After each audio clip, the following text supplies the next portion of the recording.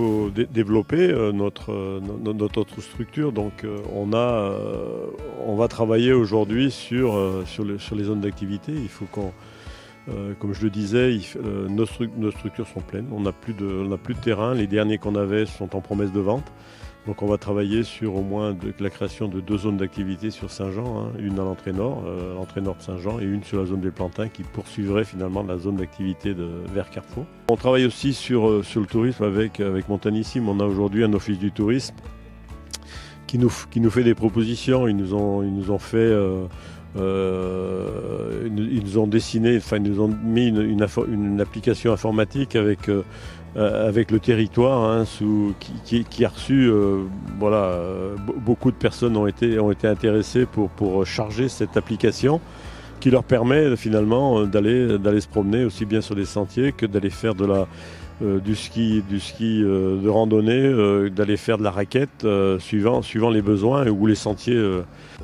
Sur les services en plus, donc on a aujourd'hui les travaux. Alors, les plus gros travaux, bien sûr, c'est la maison de l'Interco qui est derrière nous aujourd'hui et qu'on inaugurera dans quelques semaines, qui devrait se terminer. Mais on a aussi le centre nautique, puisqu'on va essayer de rendre des services aux plus jeunes, enfin aux jeunes et les moins jeunes, les adolescents, avec un peu du ludique aussi sur cette piscine qui aujourd'hui était principalement que pour de la natation.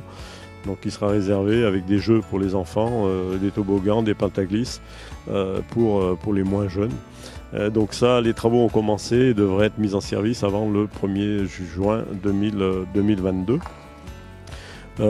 Sur les services, il y a aussi des transports. On a mis en place un transport finalement qui n'existait pas entre Saint-Jean et les Bottières, pour l'hiver, et puis un skibus entre les Bottières et la Toussuire qui a déjà fonctionné pendant les vacances d'hiver.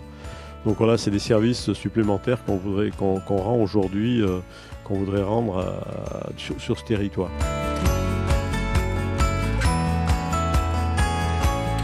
Je crois qu'elle se tourne de plus en plus vers son territoire, pour travailler pour le territoire, pour les habitants du territoire.